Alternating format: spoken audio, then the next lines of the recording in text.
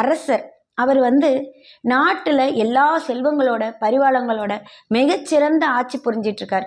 ஆனால் அவருக்கு கொஞ்ச நாளாக தன்னுடைய நாட்டு மேலேயும் தன்னுடைய பதவி மேலேயும் ஒரு சோர்வான எண்ணம் வந்துருச்சு.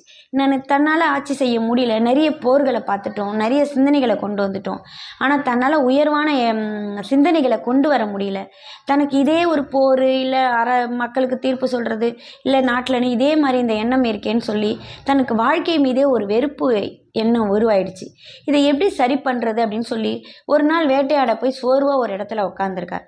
அப்போது ஒரு ஞான ரிஷி அவரை பார்க்க வர்றார். அப்போ பார்க்க வந்தோடனே இவர் கேட்குறார், ஏன் இவ்வளோ நீங்கள் சோகமாக உட்காந்துருக்கீங்க என்ன அப்படின்னோடனே, இது மாதிரி எனக்கு நாடு இது எல்லாமே சோர்வாக போயிடுச்சு, எனக்கு அரசாலவே விருப்பம் இல்லை, எனக்கு எதுலேயுமே ஒரு நாட்டம் இல்லை, என் எண்ணம் முழுக்க இறை சிந்தனையில் தான் இருக்குது, நான் தியானம் பண்ணணும் தவம் பண்ணணும் அப்படின்லாம் எனக்கு தோணுது அப்படின்னு.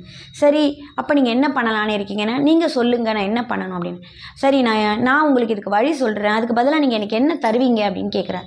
நீங்கள் என்ன கேட்டாலும் நான் தரேன் அப்படின்னு அந்த அரசர் சொல்லும்போது, உங்கள் நாட்டுக்கு என்ன அரசராக நியமிச்சிருங்க, நீங்கள் உங்கள் பதவியை திறந்து என்ன அரசராக நியமிச்சிருங்க, அப்போ நீங்கள் கேட்டதுக்கு நான் விடை சொல்கிறேன் அப்படின்ற. இவர் அரசரும் கொஞ்ச நேரம் யோசிக்கிறார், என்னடா இவர் ஒரு ஞானி மாதிரி இருக்காரு, இவர் நாட்டை கேட்குறாரு அப்படின்னு. சரி பரவாயில்ல, நம்ம அந்த பிரச்சனையிலேருந்து வெளில வந்தால் போதும் அப்படின்னு சொல்லி நான் தரேன் அப்படின்னு சொல்லிட்டார்.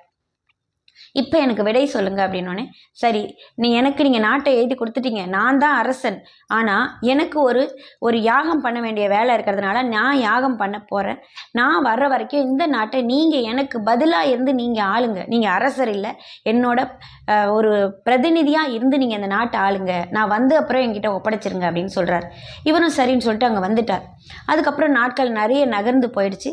கொஞ்சம் நாள் கழித்து ஒரு பல வருடங்கள் கழித்து அந்த ஞானி திரும்பி வரார். திரும்பி வந்தோடனே அரசர் சொல்கிறார், வாங்கன்னு அவரை வரவேற்று அவருக்கு நிறைய மரியாதைகள் கொடுத்து, நீங்கள் தான் இனிமேல் இந்த பதவியில் உட்காரணும்னு சொல்லி அந்த அரச பதவியை கொடுக்கும்போது அவர் சொல்கிறார், இப்போ நீங்கள் எப்படி இருக்கீங்க, உங்கள் எண்ணம் எப்படி இருக்கணும்னே, நான் ரொம்ப மகிழ்ச்சியாக இருக்கேன், மனநிறைவாக இருக்கேன், ஏன்னா எனக்கு இப்போ எந்த விதமான இதுவும் இல்லை, இறை நாட்டம் மட்டும்தான் எனக்கு இருக்குது, மற்றபடி வேறு இந்த பதவியை பற்றின எந்த ஒரு மனக்கவலையும் எனக்கு இல்லை அப்படின்னு சொல்கிறார்.